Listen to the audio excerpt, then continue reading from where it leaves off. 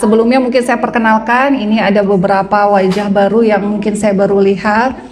Saya dengan Umi Rini, saya dengan Ketua Umum Tahajud Call, dan alhamdulillah kalau resume saya di sini sebenarnya raganya ini milik Tahajud Call gitu ya. Tetapi alhamdulillah Allah memberikan saya banyak sekali kesempatan untuk bisa bergabung di beberapa organisasi, sehingga mungkin dari yang sedikit ini, pengalaman ilmu yang sedikit ini mudah-mudahan bisa memberikan manfaat untuk teman-teman sekalian yang ada di sini ya. Karena pengalaman ini juga insya Allah sangat banyak gitu ya, sehingga akan sangat baik untuk bisa saya sharing ke teman-teman sekalian yang ada di sini. Dan mungkin kalau misalnya sebelum saya menjelaskan secara lebih detail tentang kajian, karena ini masih pasang-pasang kamera,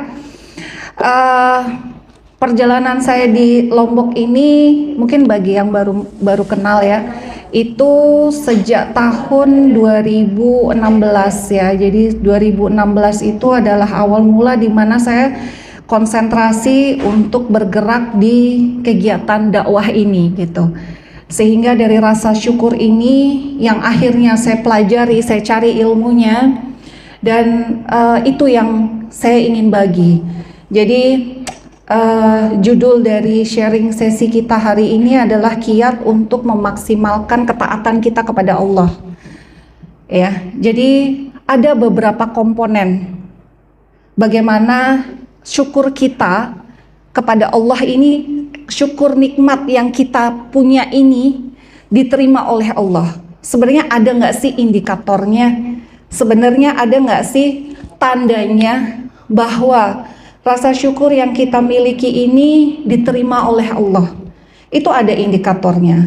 Seperti halnya mungkin kalau teman-teman sekalian, adik-adikku sekalian dan bundaku sekalian yang hadir di sini, banyak yang bunda-bunda juga ya. Di sini yang mbak-mbak yang hadir pada kesempatan kali ini kan tahu kalau habis pulang haji atau umroh, terkadang ada perbedaan pribadi dari orang yang baru pulang melaksanakan ibadah ya. Itu bisa kita lihat indikatornya, seperti halnya orang yang husnul khotimah. Orang yang husnul khotimah itu pada saat beliau wafat kita bisa melihat bahwa dia akan berkeringat gitu. Jadi bukan berarti orang yang meninggal hari Jumat atau mungkin dia yang menampakkan tanda-tanda bahwa oh ini insya Allah husnul khotimah. Itu tetap harus dilihat indikatornya bahwa mereka yang meninggal husnul khotimah, Allah sudah menjelaskan bahwa itu biasanya beliau berkeringat gitu. Biasanya orang yang meninggal itu berkeringat gitu. Jadi, saya lupa ya, sebelum kita memulai mungkin kita biasakan dengan membaca ini ya, zikir petang ya. Karena tadi saya habis ada tamu, anaknya Dr. Zakir Naik hadir. Tadi saya baru menemani, jadi saya belum zikirnya. Kita baca 3 surat aja ya. Mungkin dipimpin oleh Uhti Linda di sini yang ada di depan saya. Silahkan. Koordinator halaqah. Ya. Mungkin kita bisa baca sama-sama. Yang sudah hafal silahkan dikeraskan suaranya. Kita mulai dari Amsayna ya.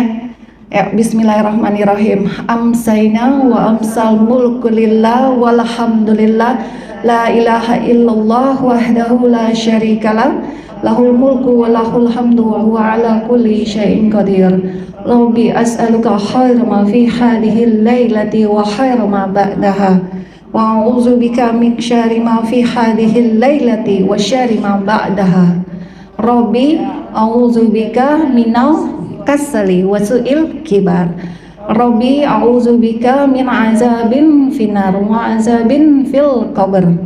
Allahumma bika amsayna wa bika asbahna wa bika nahya wa ilaika masir. Sekarang Sayyidul Istighfar. Sayyidul Istighfar adalah induk dari segala istighfar ya. Jadi dia Jika kita membacanya waktu sore dan jika kita wafat pada saat nanti malam atau besok pagi, itu ada jaminan surganya Allah. Gitu. Jadi apabila kita membacanya di waktu pagi, karena zikir Sayyidul Istighfar ini dibaca 2 kali sehari. Jadi pada saat pergantian siang ke gelap, gelap ke malam. Itu. Jadi pada saat sore ini akan bergantian dari terang ke malam. Jadi yang kita baca adalah Bismillahirrahmanirrahim. Allahumma anta rabbi la ilaha illa anta khalaqtani wa ana abduka wa ana ala ahdika wa wa'dika mastata'tu. A'udzubika min syarri ma sana'tu abu'u laka bi ni'matika alayya wa abu'u laka bi dambi faghfirli fa innahu la yaghfiru dzunuba ila anta. Alhamdulillah. Ya, insyaallah itu saja, nanti bisa diteruskan sendiri. Banyak sekali zikir pedang, cuma itu yang paling penting yang wajib kita baca ya. Dan saya ingin memberikan note kepada saya sendiri, mengingatkan kepada saya sendiri juga kepada teman-teman yang hadir di sini ya, bahwa apa yang kita lakukan itu atau kita doakan, yang kita hajatkan, jangan pernah berpikir bahwa kita hanya mendoakan untuk diri kita sendiri gitu. Itu adalah hal yang mungkin selama ini biasa kita lakukan. Ya Allah, saya minta jodoh yang ganteng. Ya Allah, saya minta jodoh yang kaya. Ya Allah, saya minta kekayaan. Ya Allah, mudahkanlah urusan saya. Ya Allah, saya minta untuk saya gitu. Tetapi jangan pernah lupa untuk berdoa, untuk mendoakan juga umat muslim lainnya. Coba bisa dibayangkan dengan satu doa kita mendoakan kita, Allah menerimanya untuk diri kita sendiri. Kita mendoakan untuk seluruh umat muslim ya, Allah memberikan berapa lipat ganda doa, dan itu merupakan rahmat loh untuk kita. Jangan dipikir bahwa amalan yang kita lakukan ini semua akan diterima. Ibadah-ibadah batin yang kita lakukan dari pagi sampai merem, itu bakal Allah jamin masuk surga dan diterima semuanya. Kalau tidak ada rahmat Allah, pernah nggak kita ingat kita memohon rahmat Allah? Pernah nggak kita berdoa untuk meminta rahmat Allah? Pernah nggak? Ya kan? Kita selalu lupa untuk itu, karena memang basicnya ya kita harus berilmu dulu memang. Semua amalan tanpa ada rahmat Allah tidak akan mungkin bisa diterima. Ada satu doa di surat Al-Hasyr ayat 10, mungkin bisa dibuka. Rabbana ighfir lana wa li ihwanina allazina sabaquna bil imani wa la taj'al fi qulubina ghillan lil ladzina amanu rabbana innaka ghafur rahim. Ya Allah, ampunilah aku dan seluruh umat muslim sebelum di era yang pertama ya, sebelumku, dan jauhkanlah hatiku dari kedengkian sesama umat beriman, orang-orang beriman. Ya Allah, Engkau Maha Penyantun dan Maha Penyayang. Mungkin ada yang bisa mencoba untuk mengulanginya? Bismillahirrahmanirrahim. Supaya ini ya, supaya seru, supaya nggak ngantuk nih. Oke. Surat Al-Hasyr ayat 10. Rabbana ighfir lana wa li ihwanina allazina sabaquna bil imani wa la taj'al fi qulubina ghillan lil ladzina amanu rabbana innaka ghafurur rahim. Ya Allah, ampunilah aku dan ampunilah umat muslim sebelumku, dan jauhkanlah aku dari kedengkian sesama orang-orang beriman. Ya Allah, Engkau Maha Penyantun dan juga Maha Pengasih. Bismillahirrahmanirrahim. Rabbana firlana wali ihwanina allazina sabaquna bil imani wala taj'al fi qulubina ghillan lil ladzina amanu Raufur Rahim. Ya, ayo Linda, bareng-bareng Linda. Linda hampir hafal. Nggak, serius, habis keluar dari sini harus ada yang nyangkut ilmunya. A'udzubillahi minasyaitonirrajim. Bismillahirrahmanirrahim. Biar berkah. Rabbana firlana wali ihwanina sabaquna bil iman wa la taj'al bil imani wala ولا تجعلنا في قلوبنا غلا للذين آمنوا ربنا إنك رؤوف رحيم. Ya, ini nih sharing session ya, bukan kajian yang resmi, jadi santai aja. Ya, yang penting ilmunya kita sampai, yang penting kita bisa mendapatkan manfaat dari sini. Jadi, kenapa saya sampaikan itu? Agar kesyukuran dari Allah yang Allah berikan itu berlipat. Gitu. Jadi, apa sih sebenarnya indikator komponen ya yang menandakan bahwa syukur yang kita dapatkan itu diterima oleh Allah. Yang pertama adalah semakin besarnya syukur yang diberikan oleh Allah, semakin besar ketaatan yang kita lakukan. Ibaratnya kayak peringkat kelas, kita naik level. Kita terus naik level, kita terus naik level gitu. Jadi semakin tinggi syukur yang kita dapatkan dari nikmat yang Allah berikan, itu akan semakin tinggi pula ketaatan yang kita lakukan, dan itu akan secara otomatis. Kayak saya berpikir gitu ya, ini perjalanan saya juga. Saya berpikir bahwa sejak pulang dari ibadah haji, itu titik balik saya. Karena saya tinggal besar juga bukan di Lombok ya. Saya merasakan Lombok ini adalah tempat yang sangat kondusif untuk bisa kita mendapatkan lingkungan yang positif gitu. Dari satu perjalanan ke perjalanan yang lain, sehingga saya di sini diamanahi begitu banyak kegiatan-kegiatan keumatan yang saya sendiri tidak pernah membayangkannya. Semua orang pasti berpikir bagaimana caranya untuk meningkatkan nilai investasi dunianya. Semakin banyak rumah, semakin banyak penghasilan, semakin tinggi status sosial di masyarakat. Itu semua berbanding lurus dengan giat yang kita lakukan, dengan ketakwaan dan kesyukuran yang kita lakukan. Dan itu apa yang saya sampaikan adalah apa yang saya alami. Apa yang saya sampaikan itu yang saya jalani. Kan saya bilang, saya ini bukan ahli ilmu, tetapi apa ilmu yang sedikit dari saya, apa yang saya praktekkan, apa yang saya tahu, saya akan sampaikan. Kemudian yang kedua, birrul walidain. Tahu birrul walidain, Binda? Apa? Masya Allah, tabarakallah, kamu pintar sekali. Jadi yang kedua adalah birrul walidain. Birrul walidain itu merupakan kado terindah seorang anak kepada orang tuanya. Seorang anak yang tidak memiliki kesolehan, doanya tidak akan diterima. Jadi kesolehan seorang anak itu lebih tinggi levelnya daripada seorang anak yang menghajikan orang tuanya. Percaya atau tidak? Karena tidak ada batasan ruang pada saat dia berdoa. Kesolehan itu memang hak prerogatif Allah untuk bisa menentukan siapa orang yang mendapatkan rahmat, siapa orang yang diterima amalannya. Itu semua hak prerogatif Allah. Yang bisa kita lakukan adalah berusaha. Kemudian yang ketiga adalah bagaimana kita bisa menginvestasikan kebaikan orang lain. Saya mengajak ya, saya bukan hanya ingin mengajak teman-teman untuk bisa membiasakan sebuah habit baru, untuk membiasakan zikir pagi petang, tetapi yang kedua adalah menekankan untuk kita jangan hanya berdoa untuk diri kita sendiri, gitu. Ya, selama ini kita berpikir fokus berdoa dapat jodoh. Fokus berdoa dapat jadi orang kaya, gitu kan ya.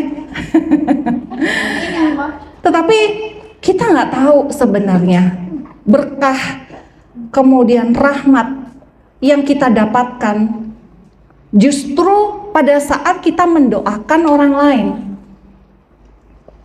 gitu. Ilmu itu ibarat air hujan. Jadi apabila dia jatuh kepada tanah yang subur, maka akan menghasilkan tanaman-tanaman yang bermanfaat untuk orang lain, gitu. Tetapi kalau jatuh di tanah yang tidak bisa baik ya, rootsnya atau akarnya, dia akan rusak, tetap aja rusak, gitu. Oleh karenanya jadikanlah air hujan ini sebagai rahmat. Jadikanlah ilmu ini sebagai rahmat. Ada kiat-kiat ya untuk ini, saya selalu sampaikan kepada setiap anggota tahajud call yang baru bergabung di organisasi atau di komunitas. Bagaimana kiat-kiat untuk istiqomah? Yang pertama adalah ilmu, yang kedua adalah amalkan, yang ketiga adalah bentuk lingkungan komunitas orang-orang yang bisa memberikan motivasi kebaikan, iri yang positif. Yuli tahu artinya apa? Iya, apa itu? Iya, apa namanya? Namanya giptoh, susah. Nah, dengerin kamu bingung aku. Giptoh, ya. Itu adalah iri yang baik.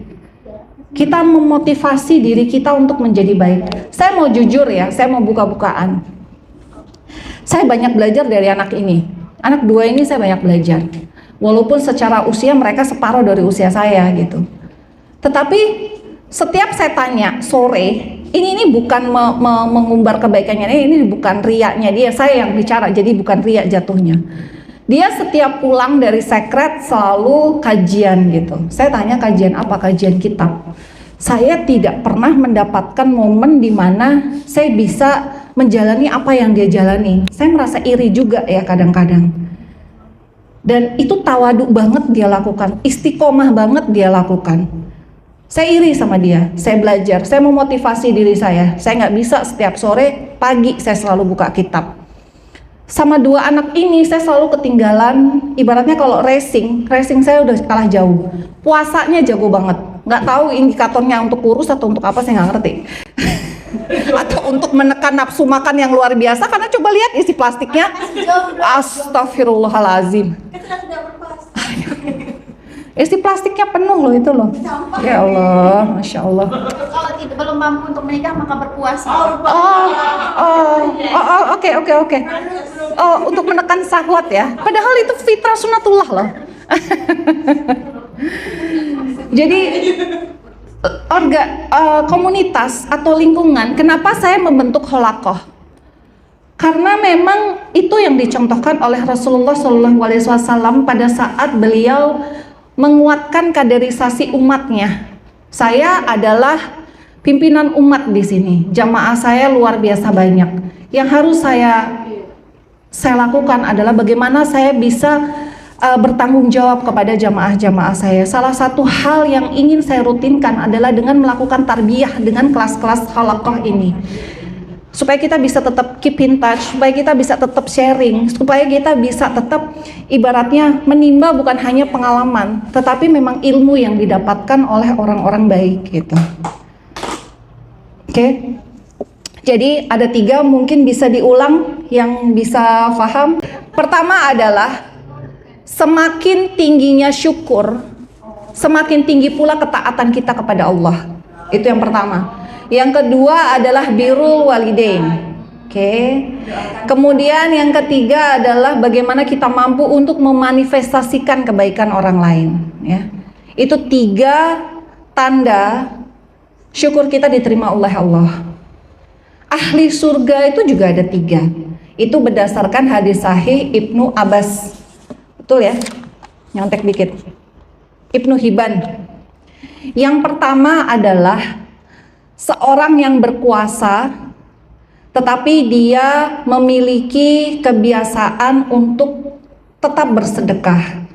Jadi sedekah itu bukan hanya dengan uang ya, tetapi jiwa, raga, energi, waktu, apapun yang dia miliki.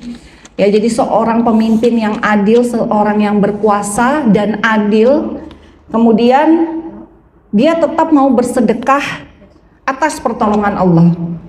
Kemudian yang kedua, nih biar nggak bingung saya langsung ya.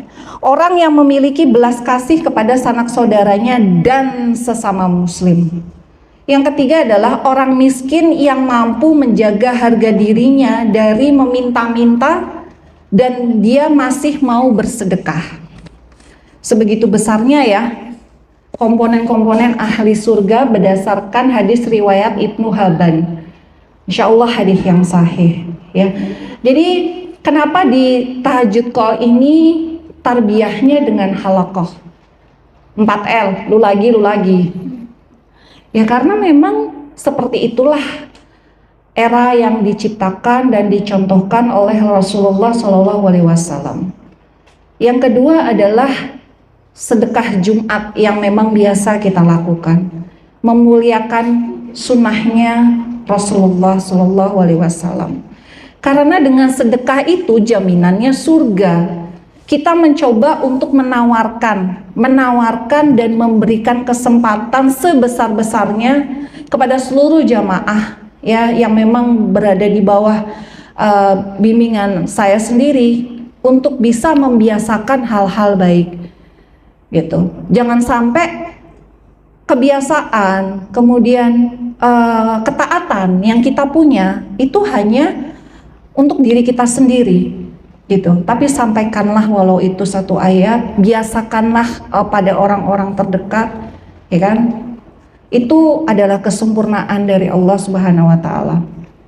Dan kenapa kita berjamaah gitu? Selalu harus berjamaah dan titik tekannya untuk kita kiat meningkatkan ketaatan kita kepada Allah, salah satunya adalah dengan cara berjamaah. Karena banyak sekali hadis yang meriwayatkan perihal jamaah ini. Hadis riwayat Abu Daud 547 kalau nggak salah, disampaikan berjamaahlah kalian karena serigala tidak akan memangsa kambing yang berjalan sendirian. Yang kedua, hadis riwayat Abu Daud 666 dikatakan jika kita meluruskan saf jamaah, baik itu pada sholat, baik itu pada kebersamaan kita di dalam kebaikan, maka Allah akan memberikan rahmat. Itu jaminan dari Allah berdasarkan hadis riwayat Abu Daud. Apabila kita memutus keberjamaahan itu, maka keberjamaahan itu akan diisi oleh setan dan terputuslah rahmat Allah. Kayak halakoh gini kan kita menyentuh ya antara kaki satu, kelingking satu dengan yang lainnya kan saling bersentuhan. Itu adalah salah satu kiat untuk melembutkan hati, mencontoh kebiasaan-kebiasaan baik orang-orang di sekitar kita. Itu melembutkan hati kita. Kalau kita sendirian, kita nggak ada motivator terdekat. Saya bisa mencapai tahap di sini kalau ditanya saya punya mentor atau enggak, punya lah. Saya punya orang yang saya admire, punya lah, gitu. Ya, jadi tadi yang berjamaahlah kalian, jika tidak serigala tidak akan memangsa kambing yang berjalan sendirian. Itu adalah hadis riwayat Abu Daud, hadis sahih 547. Silahkan dicek. Dan satu hal lagi, ada riwayat hadis Muslim yang dikatakan bahwa lakukanlah kebaikan, satu titik kebaikan, maka malaikat dan seluruh penduduk langit akan berselawat dan memohon ampun. Itulah kekuatan sesungguhnya umat Islam yang saya katakan selalu di setiap saya melakukan sambutan, di setiap saya melakukan deklarasi apapun yang saya sampaikan adalah keberjamaahan ini adalah kekuatan umat Islam sesungguhnya. Karena apa? Karena ukhuwah Islamiyah ini yang memang dicontohkan oleh Rasulullah Shallallahu Alaihi Wasallam. Gitu. Ada satu kata mutiara dari Ali bin Abi Thalib ya, yang dikatakan bahwa kebenaran yang tidak terorganisir akan dikalahkan oleh kezaliman yang terorganisir. Jadi nanti saya juga akan membahas tentang apa sih sebenarnya yang sedang kita alami sebagai muslimah akhir zaman. Tapi sebelumnya saya selesaikan dulu. Gitu. Jadi salah satu kiat untuk kita meningkatkan kesyukuran, ketaatan, kelembutan hati kita untuk bisa saling, apapun judulnya, saling, yaitu dengan cara berjamaah. Selain kita mengkaji bersama-sama, membaca Al-Quran, ya itu otomatis ya kita sudah tahu semua zikir itu akan melembutkan hati. Dan salah satu hal lain yang juga menjadi kiat untuk bisa kita istiqomah adalah dengan cara membuat komunitas dan lingkungan yang baik. Dan saya bersyukur kepada Allah saya diberikan kesempatan untuk bisa menjadi bagian dari 3 organisasi yang cukup baik untuk bisa menerima kehadiran saya sebagai seorang fakir ilmu. Ada salah satu contoh dari Imam Syafi'i yang saya mau share ya. Jadi beliau itu selalu melazimi air zam-zam setiap beliau berdoa. Jadi ada contoh yang dilazimi oleh Imam Syafi'i apabila beliau itu berdoa, ya, memohon kepada Allah agar hajatnya dikabulkan oleh Allah. Beliau ingin menjadi seorang pemanah yang handal. Yang kedua, beliau ingin menjadi sumber referensi ilmu. Yang ketiga, beliau ingin menjadi ahli surga. Jadi itu ada satu hal jadi kita harus tahu ya, melazimi orang-orang saleh, melazimi orang-orang baik, apa yang biasa dilakukan oleh orang-orang baik, motivasi apa yang perlu kita ikuti, lakukan. Insya Allah jika kita melakukannya karena Allah, maka Allah akan memudahkan semua jalannya. Alhamdulillah saya juga ingin membagi pengalaman ya. Apa yang saya katakan ini bukan semacam teori aja. Makanya saya bilang ini bukan sesi kajian, tetapi adalah sharing session pengalaman. Nggak sekali dua kali saya diberikan kesempatan, mungkin di sini saksi hidupnya juga banyak. Jadi kita di sini bukan hanya sekali diberikan amanah oleh Allah, ini sebenarnya takdir juga dari Allah, amanah dari Allah. Perjalanan pagelaran kajian akbar di Nusa Tenggara Barat iki pun juga melalui proses yang luar biasa berat, ya. Bukan hanya tantangan dari polisi, dari dana yang cukup besar, bukan hitungannya ratusan juta tapi miliaran. Dan hanya dalam waktu tempo 3 bulan, 2 bulan, 1 bulan kita harus punya.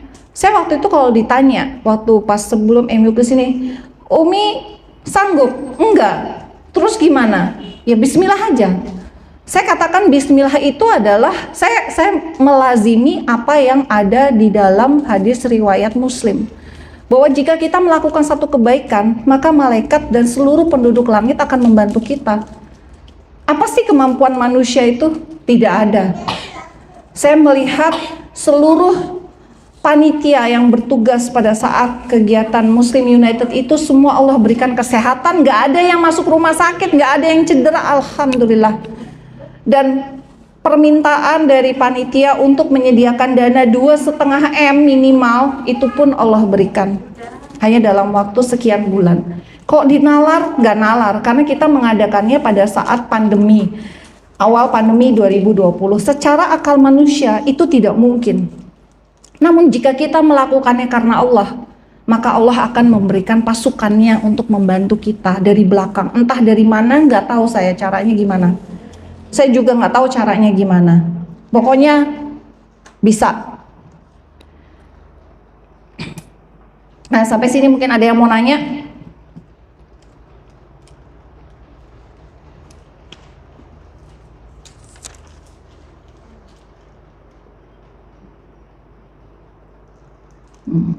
Ada yang mau nanya nggak? Nggak ada. Ya Allah.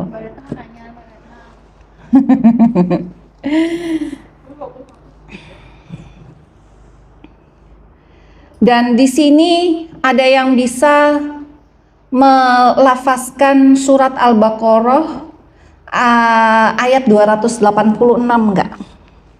Beserta artinya.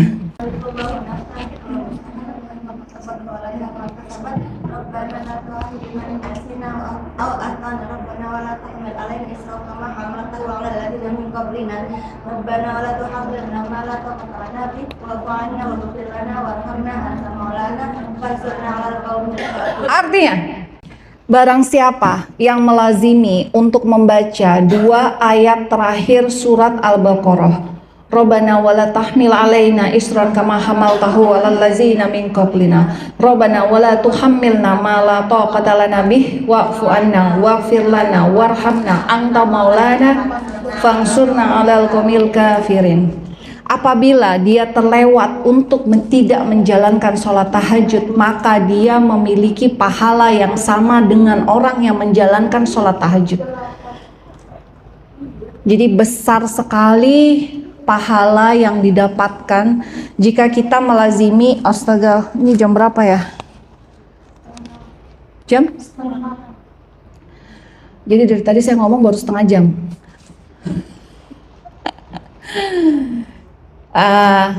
Apa tadi? Melazimi untuk membaca surat Al-Baqarah. Ya, mungkin mbaknya ada yang tahu surat Al-Baqarah sedikit-sedikit, nggak apa-apa. Ya, ayo kita sama-sama ya. Rabbana wala tuhammilna ma la taqata lana bih wa'fu anna waghfir lana warhamna anta maulana fangsurna alal qaumil. Ya. Jadi tolong dilazimi. Oke. Kita sampai kepada bala dan fitnah. Siapa yang tahu bala dan fitnah? Perbedaannya. Oke. Bala itu adalah ujian yang tidak disukai oleh hawa nafsu manusia. Seperti penyakit, kehilangan orang tua, keluarga, kerugian dalam menjalankan bisnis, itu bala namanya. Sedangkan fitnah adalah ujian yang disenangi oleh hawa nafsu manusia. That's the difference. Al-A'raf ayat 168 di situ dikatakan, apa sih tujuan Allah memberikan bala kepada manusia? Ujian yang tidak disukai oleh hawa nafsu ini apa? Mungkin ada tahu surat Al-A'raf ayat 168. Saya bacain aja artinya. Dan kami pecahkan mereka di dunia ini menjadi beberapa golongan, di antaranya ada yang saleh dan tidak. Kami uji dengan nikmat yang baik, ya, bencana yang buruk, agar mereka kembali kepada Allah. Bala ini tujuannya adalah untuk mengembalikan kita kepada Allah, kepada jalur untuk mendekatkan diri kepada Allah, intinya seperti itu. Berbeda halnya dengan fitnah. Fitnah ini bisa membuat penyakit hati yang namanya, kemarin sudah saya kasih tahu. Apa? Hasad. Oh, hasad. Wahan. Fitnah itu berupa kekayaan. Fitnah itu berupa anak, suami, istri, jabatan. Itu fitnah. Itu adalah ujian yang disenangi oleh hawa nafsu manusia. Dia bisa melenakan kita, membuat penyakit hati berupa wahan. Wahan artinya cinta dunia dan takut mati. Ya, itu hal-hal yang perlu kita tahu apabila kita mendapatkan bala atau fitnah. Sedangkan seorang muslimah, saya katakan ini bukan materi hari ini, tetapi ini ilmu yang mungkin bisa saya sharing. Muslimah akhir zaman yang kalian perlu tahu, tolong dicatat baik-baik ya, bahwa kita sedang memasuki 3 fase akhir fitnah sebelum turunnya Dajjal. Yang pertama adalah fitnah akhlas, yang kedua adalah fitnah syara, yang ketiga adalah fitnah duhaima. Fitnah akhlas itu adalah fitnah antar umat muslim, perpecahan, kemudian perselisihan, peperangan, kemudian pertumpahan darah. Intinya adalah perselisihan sesama umat muslim. Jika terjadi dengan non-muslim bagaimana? Itu adalah ibadah. Berarti kita memerangi sesuatu yang hak, sesuatu yang benar gitu kan.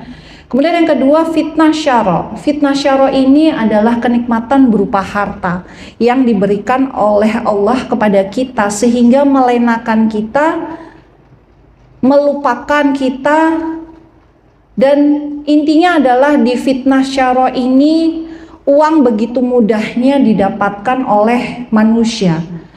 Omset seorang businessman, businesswoman, entah apalah judulnya, kalah loh sama emak-emak dasteran. Coba ditanya ke Mbak Retno dan juga Mbak Yani, ya kan?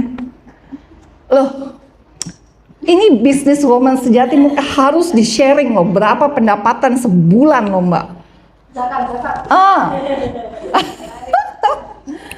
Karena memang eranya dimana kita mudah untuk mendapatkan harta, mendapatkan uang.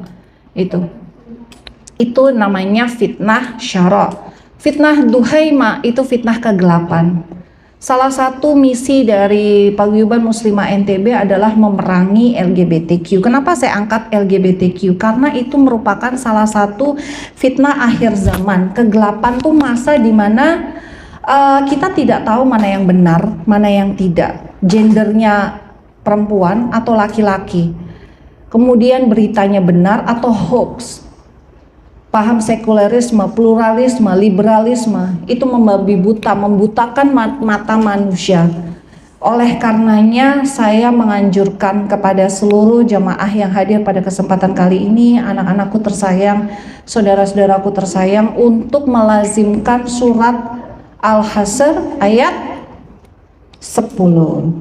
Rabbana firlana wali ikhwanina allazina sabaquna bil imani wala taj'al fi qulubina ghilal lil ladzina amanu rabbana innaka ghafur rahim. Oke.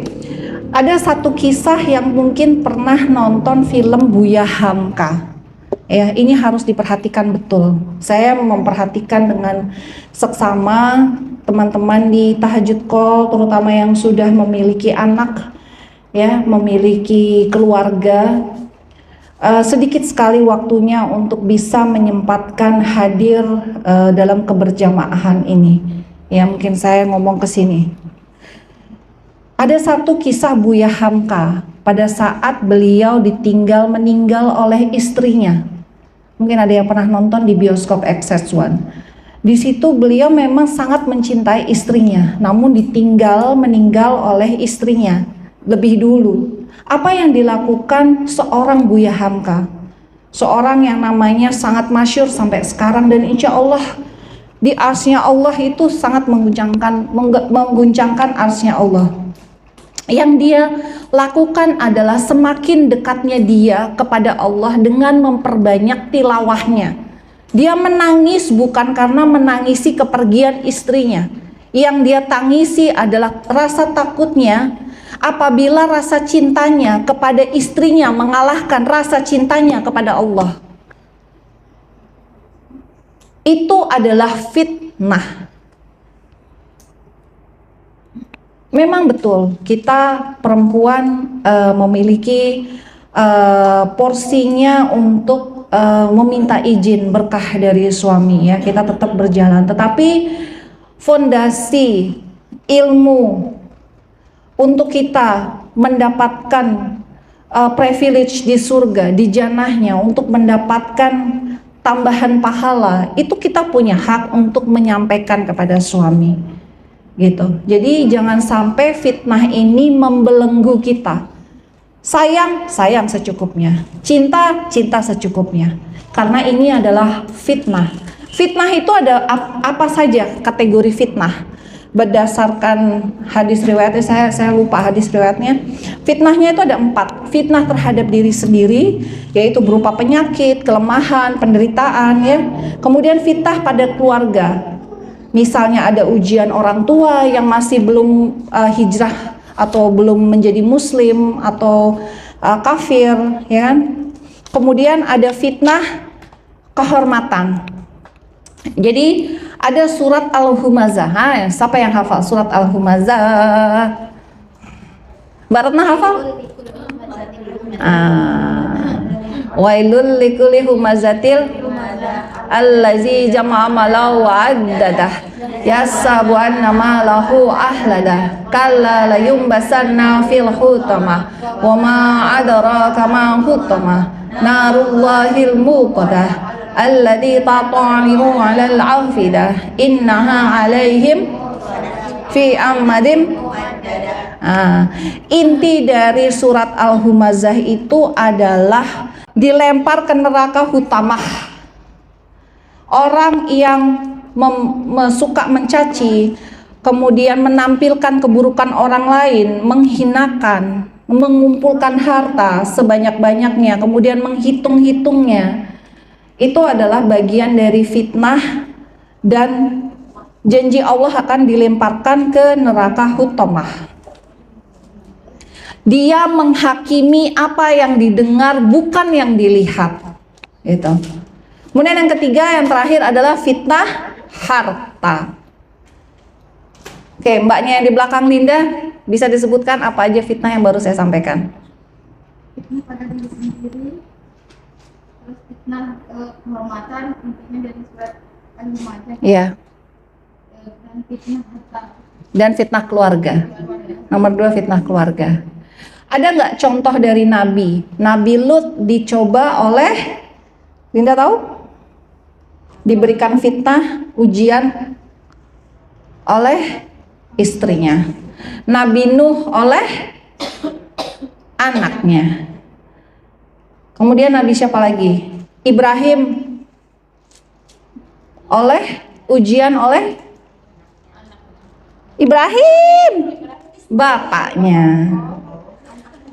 Asia, suaminya. Rasulullah, pamannya. Ada yang bisa mengulanginya lagi?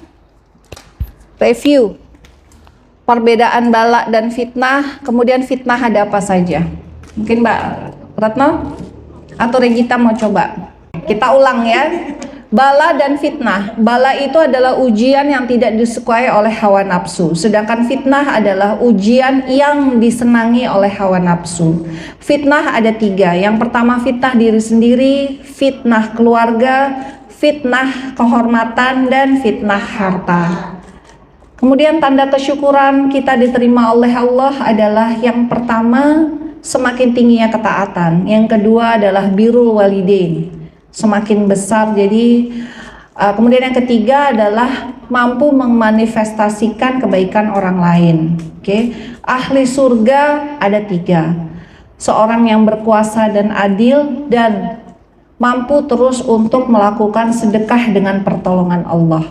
Yang kedua adalah laliaku, orang yang beriman dan mampu untuk berbuat baik kepada sesama muslim, ya, dan lupa. Kemudian yang ketiga adalah orang miskin, ya dia memiliki harga diri untuk tidak meminta-minta, tetapi dia masih tetap mau untuk bersedekah. Oleh karenanya di tahajud call ini penting sekali materinya, karena apa? 2.000 itu nggak seberapa. Insya Allah dari 2.000 yang kita berikan, dari 20.000 yang kita berikan, dari 10.000, 100.000 yang kita berikan, insya Allah pasti Allah akan lipat gandakan. Oke, saya coba review lagi beberapa surat ya, mungkin selain direkam kita juga lafazkan sama-sama. Semua sudah hafal Sayyidul Istighfar, Mbak Farin? Mbaknya yang di belakang siapa, Mbak? Sebelahnya. Nggih. Karimah. Oh ya, enggak. Kalau belakangnya Linda? Mbak Hil. Oke, Mbak Hil, Mbak Karimah dan Mbak Farin dan juga Bunda Sitia, Mbak Yani dan lain-lain. Mari kita coba review kembali dengan mengulang Sayyidul Istighfar. Apa yang saya coba review ini, apa yang saya coba ulang adalah sesuatu yang sebenarnya sedikit saya wajibkan untuk kita bisa pelajari, amalkan, lazimi. Insya Allah 1 minggu ke depan coba kita lihat apakah ada perubahan pada diri kita. Insya Allah ya. Yang pertama Sayyidul Istighfar dipimpin oleh Miss Linda. Bismillahirrahmanirrahim.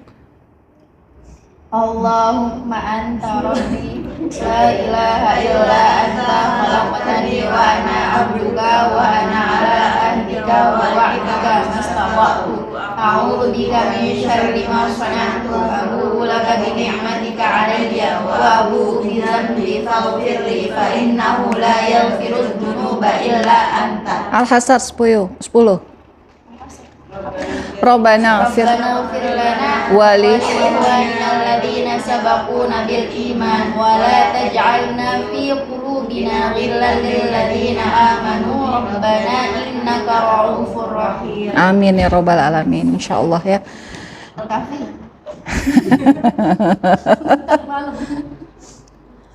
Kamu matiin.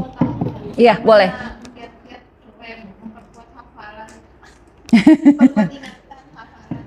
Memotivasi lebih ya mungkin ya, lebih memotivasi. Caranya adalah dengan berdekatan dengan seorang yang hafal Al-Quran juga, berteman melihat caranya itu adalah cara yang paling jitu, berdekatan gitu. Jadi memang ada hadisnya juga bahwa kita memiliki teman yang bisa kita jadikan contoh, kita bisa lihat gitu. Lingkungan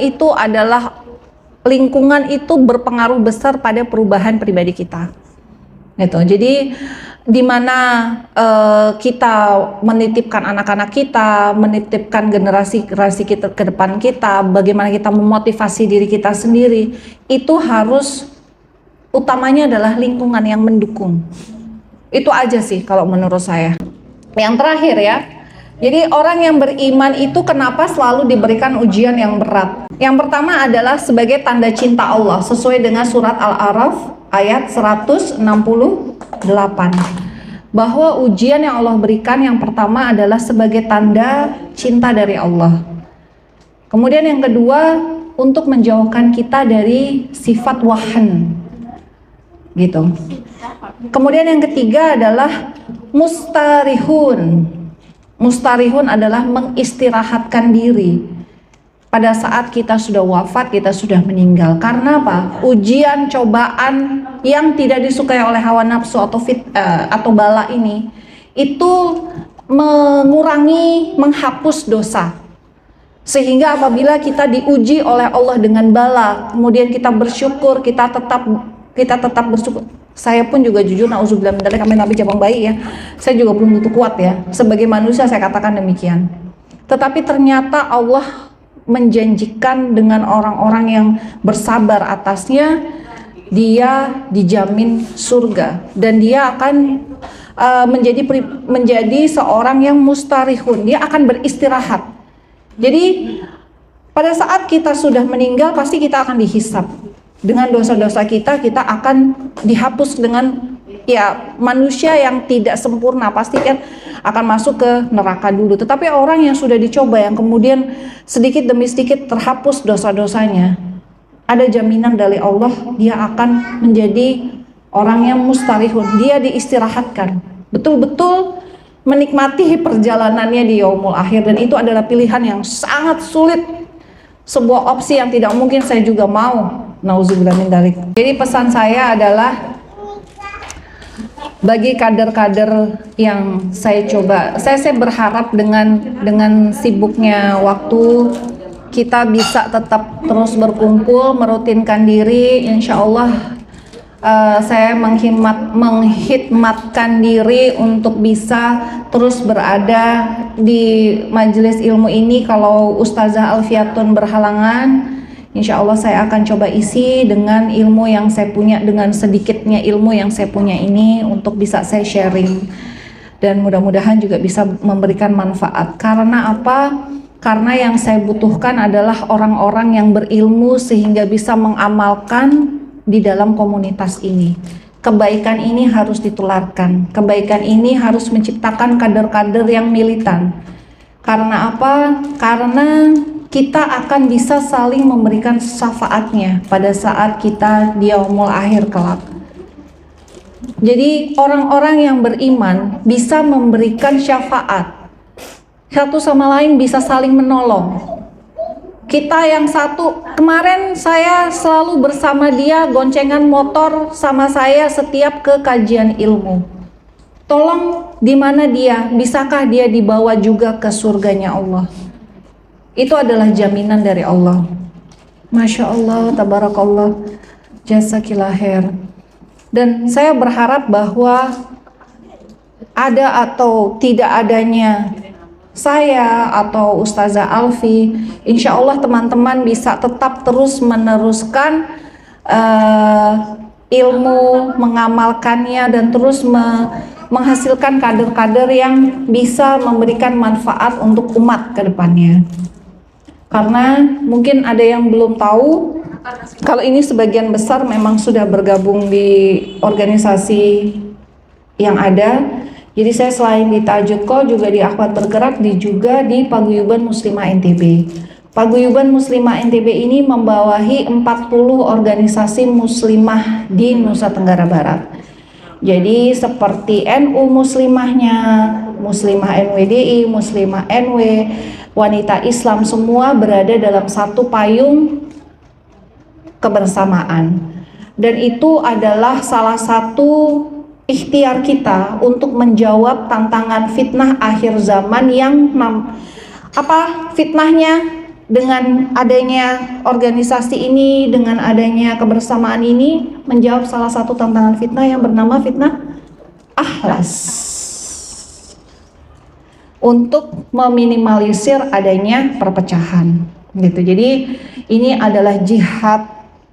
Jika memang diberikan kesempatan, keluangan, ya, kesehatan semaksimal mungkin, nggak perlu terlibat maksimal, tetapi hati pun ya, jika memang diniatkan untuk Allah pasti akan ada kemudahan gitu. Jadi kita tinggal berdoa, tapi yang paling penting adalah bagaimana kita bisa menjalankan peran dan fungsi kita di lingkungan terdekat kita dulu, sebagai seorang wanita, sebagai seorang anak, sebagai seorang istri, sebagai seorang ibu, itu wajib diutamakan dulu.